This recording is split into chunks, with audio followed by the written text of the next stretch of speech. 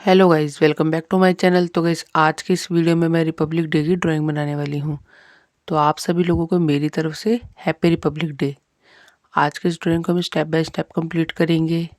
और आज की इस ड्राइंग को कंप्लीट करने के लिए मैं ब्रश पेन कलर का यूज़ करूँगी। अगर आप लोगों को ये वाली ड्राइंग वीडियो पसंद आएगी तो वीडियो को लाइक करें, चैनल को सब्सक्राइब करें और कॉमेंट सेक्शन में बताएँ कि आप लोगों को ये ड्राइंग वीडियो कैसी लगी।